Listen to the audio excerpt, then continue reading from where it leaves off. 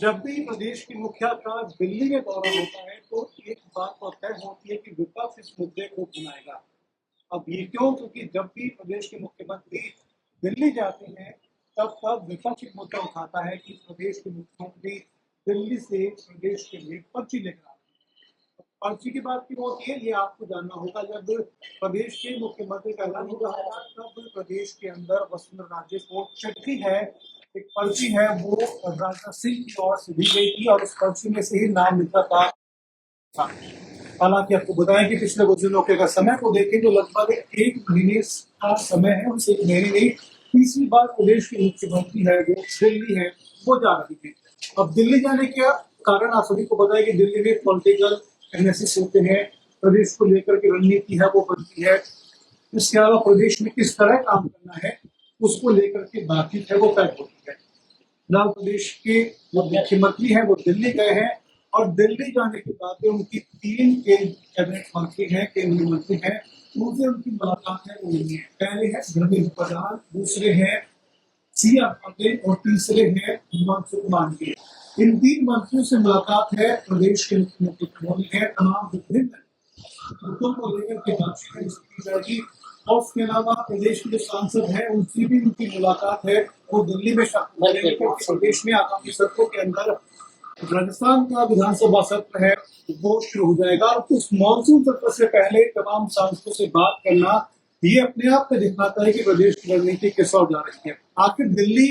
प्रदेश के मुख्यमंत्री क्यों गए हैं, क्या उनका कारण है, इन तमाम सवालों पर हम बात करेंगे। हमारे सहयोगी सौरभ थे, सौरभ इस मुद्दे को काफी नजदीक से देख रहे हैं तो वो हमें थोड़ा क्लियर बता पाएंगे कि आखिर प्रदेश के मुख्यमंत्री है दिल्ली क्यों गए हैं। सौरभ अगर बात करें क्योंकि पहले भी 2 बार दिल्ली जा चुके हैं मुख्यमंत्री, सीपीएम से भी बात कर चुके हैं, गृह मंत्री से भी बात कर चुके हैं, अब वापस से दिल्ली जाना क्या लगता है क्या कारण हो सकते हैं? जैसा कि आपने वीडियो की शुरुआत में बताया कि ये जो मसला है वो सिर्फ एक सत्ता का होकर नहीं रहता, ये मुद्दा कहीं न कहीं विपक्ष के सवालिया निशान के और एक मुद्दा केंद्रित हो जाता है। अब आप देखिए कि ये तीसरा दौरा अभी 1 महीने में भुजंगलाल शर्मा जी का दिल्ली में, तो इसका मतलब स्पष्ट रूप से ये है कि जो ये पर्ची सरकार का आरोप बार बार लगातार लगाया जा रहा है भुजंगलाल सरकार पे,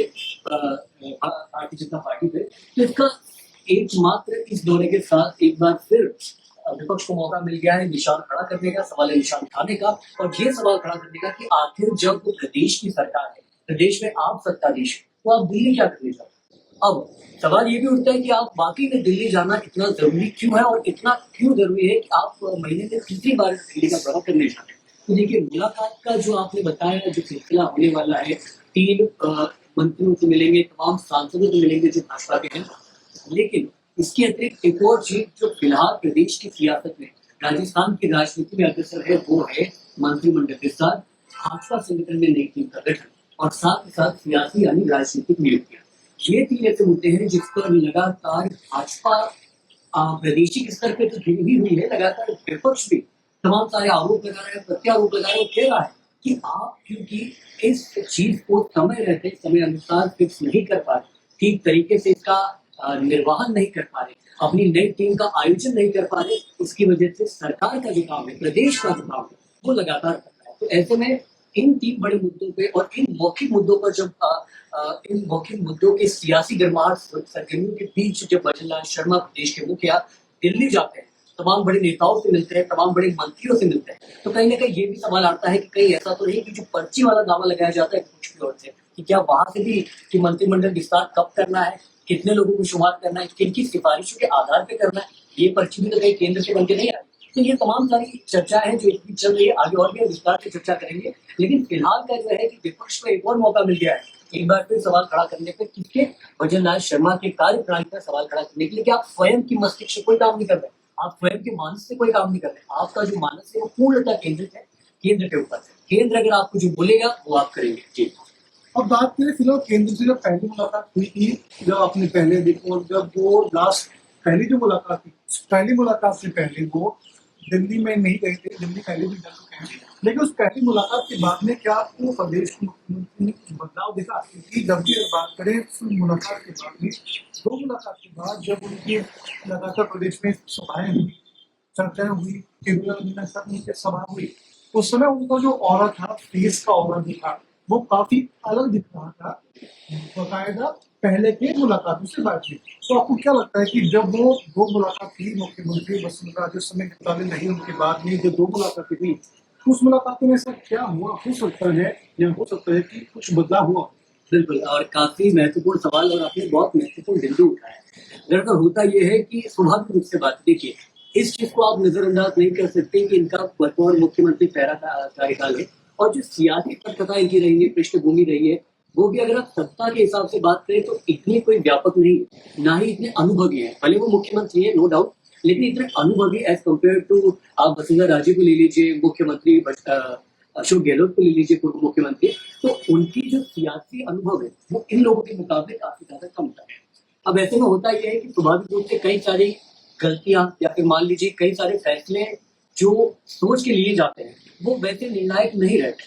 अब ऐसे में होता क्या है कि स्वाभाविक रूप से जब ये पूर्णतः अपने अनुकूल जब कोई जिक्र करते हैं, किसी चीज की चर्चा करते हैं, किसी फैसले का जिक्र करते हैं, तो ऐसे में वो जो कॉन्फिडेंस लेवल होता है वो जिस हाव भाव की आप बात कर रहे हैं उस पर ही आऊंगा कि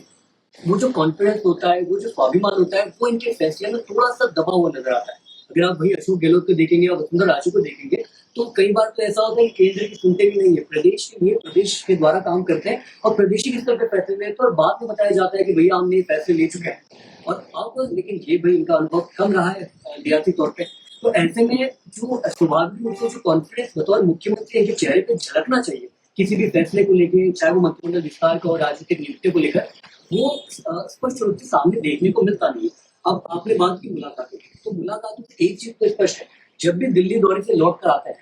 तो वो जो कॉन्फिडेंस है वो इनके चेहरे पे इसलिए झलक आता है कि वहां से स्पष्ट निर्देश दे दिए जाते हैं लिखित में कि आपको आगे जाके ये करना है। अब आप मान लीजिए कि आपका जैसे हम लोग काम करते हैं, हमारे कोई संपादक होंगे, उनके कोई बॉस होंगे, अगर उनकी तरफ से हमको स्पष्ट क्लीन चिट दे दी जाएगी कि आपको यहाँ से यहाँ तक काम करना है, 8.5 घंटे की ड्यूटी करनी, 8.5 घंटे की ड्यूटी में इतना इतना काम करना है, तो वो जो कॉन्फिडेंस होगा काम करने का वो दुगना हो जाएगा। अब कुछ ये काम ये नहीं सोच रहा है कि हमें कितना करना, हमें क्या करना है वो हमारे ऊपर है। तो ऐसे में केंद्र उनको क्लीन चिट मिलता है कि भैया आपको ये करना है। अब कैसे करना है, क्या करना है, वो भी कई बार उनको मदद सहायता कर दी जाती है। तो ऐसे में जो स्वाभाविक रूप से कॉन्फिडेंस वो दिल्ली से लौटने के बाद कहीं ज्यादा होता है, और इतना ज्यादा होता है कि वो पूर्व जो मुख्यमंत्री है, भले उनकी पार्टी है, कई बार तो उनसे सवाल जवाब में लग जाते हैं कि भैया हम आपको बताएंगे जो मुख्यमंत्री पद का हम तो हम बताएंगे आपको क्या करना है। तो ऐसे में जब भी दिल्ली दौरा लौट कर आता है उनका, तो हमें स्वाभाविक सी बात है काफी ज्यादा स्ट्रॉन्ग, काफी ज्यादा सशक्त चेहरे से भी नजर आते हैं। एक चीज और मैं आपको यहाँ बताना चाहूंगा कि बात आपने वसुंधरा राजे जी की भी की, दिल्ली दौरा सिर्फ भजनलाल शर्मा जी नहीं कर रहे, वसुंधरा राजे जी भी लगातार दिल्ली दौरे में नरेंद्र मोदी जो नेतृत्व करता है एक तरीके से पूरी भारतीय जनता पार्टी का, यहाँ भी मान लीजिए देश का नेतृत्व करता है, उनसे जब मुलाकात करते हैं तो उनके चेहरे का जो हाव भाव है वो भी बदलता है। लेकिन स्वाभाविक सी बात है, बतौर मुख्यमंत्री इनके चेहरे पे जो प्रसन्नता होती है, जो खुशी होती है, जो कॉन्फिडेंस होता है, वो एज कम्पेयर टू अगर वसुंधरा राजे जी की बात करें तो कम तो होता है। कम तो इसलिए होता है कि देखिए अभी तो फिलहाल कोई ऐसा मौखिक पद को मिला नहीं हुआ, कोई ऐसा बुजुर्ग पद को मिला नहीं हुआ मुख्यमंत्री की कुर्सी से, वो अभी थोड़ा सा साइड में है। तो ऐसे में उनको भी ये बात तो कबूलनी पड़ती है कि भैया जितना फोकस प्रधानमंत्री नरेंद्र मोदी एक बार वसुंधरा जी के लिए करेंगे उतना नहीं कर पाएंगे। स्वाभाविक सी बात है क्योंकि उनको बताना है कि आपको कैसे चलना है। अब जहाँ पे वसुंधरा राजे की बात है वो फिलहाल सियासी स्तर पे आप देखें, प्रदेश के स्तर पे देखें तो काफी ज्यादा सचेत और सक्रिय है।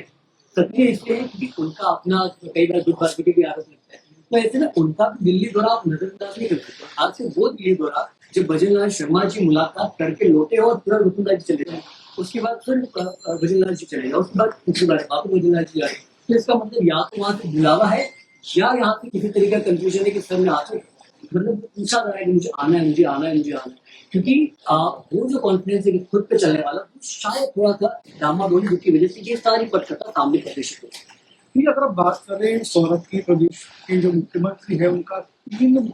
कैबिनेट मंत्री है, केंद्र के मंत्री है, उनसे मुलाकात है।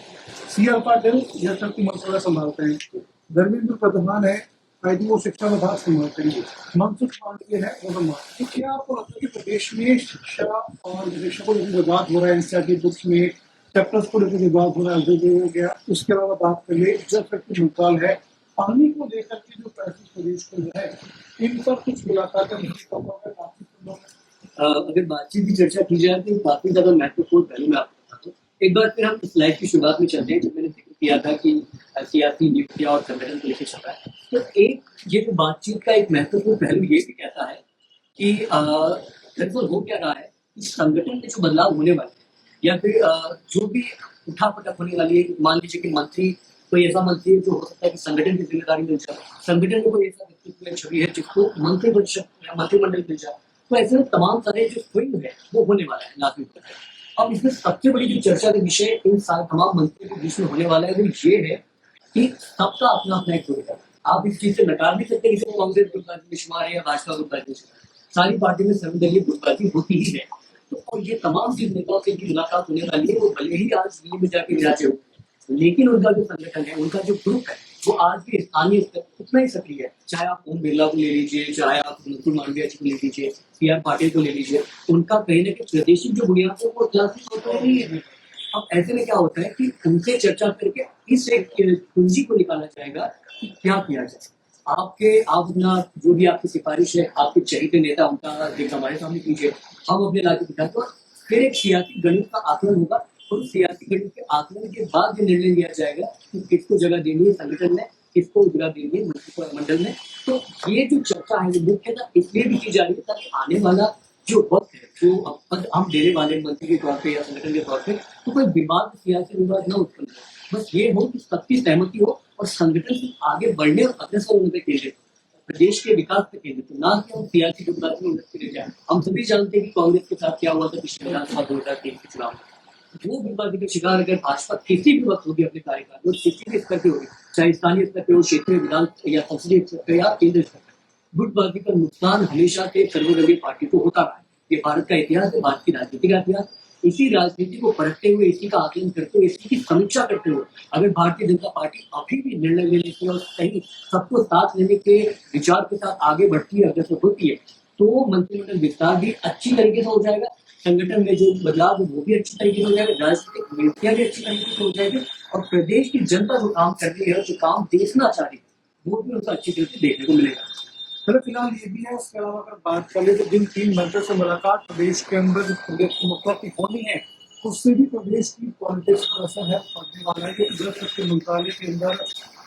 पूर्ण असम का EFB प्रोजेक्ट है या प्रदेश के जो प्रोजेक्ट है, एजुकेशन को लेकर बात कर ले, विभागों को लेकर जो बूस्ट आ रही है, उन पर भी काफी ज्यादा चर्चा है, वो हो सकती है। खैर, प्रदेश के मुख्यमंत्री के दौरे को लेकर के हमने तमाम राजनीतिक पहलू पर बात की है। आपको क्या लगता है कि प्रदेश के मुख्यमंत्री का दिल्ली दौरा क्यों है? कमेंट सेक्शन में कमेंट करके हमें जरूर बताएं। वीडियो को लाइक करें, शेयर करें, चैनल को सब्सक्राइब जरूर करें।